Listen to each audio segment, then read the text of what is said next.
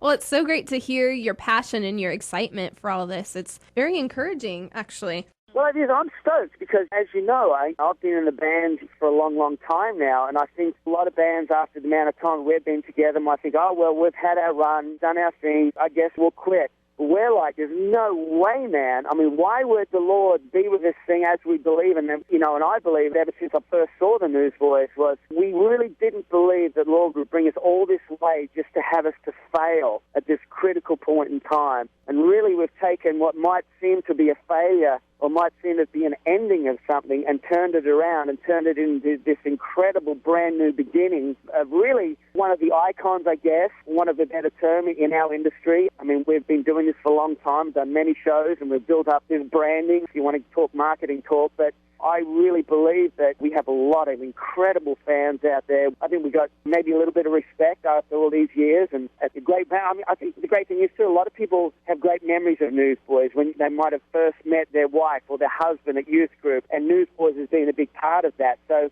I guess a part of me too is I want to be almost the Rolling Stones. I want to be the U2 of our industry. I want to be that band that 30 years later is still writing. We haven't been together quite that long, but when we are 30 years, I want to be still valid. I'm going to be that band that, yeah, well, I remember I saw them before we were married, or when we were kids, or when we were going to high school or college, and they're still around playing shows. They're still around doing some of the best music that they can possibly do. So I want to be that band, and I think we have the potential here to absolutely be that band. Well, that's great. So tell me what you hope that this album will mean to your fans. It's getting ready to come out here, and you've told us a little bit about the writing and all that, but what do you want for them to take from this album? Oh, man, well, I think with every album, you want people to be touched in a real way. You want to bring people closer to their creator. You want people to ask questions about how they've responded to their faith over the years. And I think with this one, this hopefully is going to be a breakout record for Newsboys. And more than anything, just to encourage and inspire people. I think there's not enough of it. I think there's a lot of preaching in our industry, which is great and valid and poignant. But with this record, obviously Newsboys has always been about fun. I want to encourage that 16-year-old kid that's right on the verge. Is like, well, I've been growing up a Christian, but I'm not sure. My mates or my friends or any of this other stuff. But I want the new Newsboys to be that band that all those kids are proud of. That, yeah, they're my guys. I know who these guys are. They're guys, they're men of faith. They have something worth talking about, and that's really with this new record, more than anything, I want all our fans, all those Christian kids to be proud of us and have no hesitation of showing any of their mates this new record. And I think that's one of the biggest things, and encourage them, because we all need it. Mm-hmm. I need it. When you're 16, 18, 21, 35-year-old mother, you need it. You need encouragement. And so I think with this one, I just want to enlighten, encourage, and just doing basically Christianity 101 to the church. And if we can affect other people during that, if we can set the world, I mean, I think our mission has grown a little. Newsboys has been perhaps one of the biggest fish in our industry for a long time now. But I think really what our hearts have actually grown through this whole experience with Michael is I really, not that I want to necessarily go mainstream in that sense, but I really want to affect our culture more than we ever have, because I really feel our culture's just going to hell in a handbasket, and it really concerns me. I feel like, almost like failed a bit as Christendom. But that's not in my makeup. What I really want is I want to affect our culture as much as I possibly. I want to do my little bit to affect our culture as positively as we possibly can. I think with this record, the songs that we've got, the style of music it is, I'm really hoping we get a lot more mainstream play with it. Not that I want to go mainstream. That's not really my motivation. But what my motivation is that people would hear, a lot more people would hear the Newsboys and hopefully came and make a decision for Christ, ultimately. Absolutely. So what is your favorite song on the album and why? Oh, my gosh. That's a tough one. There's so many great tracks. I mean, just about every track on there's a hit. There's a song called Miracles, which just talks about miracles and how amazing our Creator is. Called Born Again is very poignant. Not only we're talking about our faith being born again, but also the band Newsboys being born again, born over. I mean, the list goes on and on.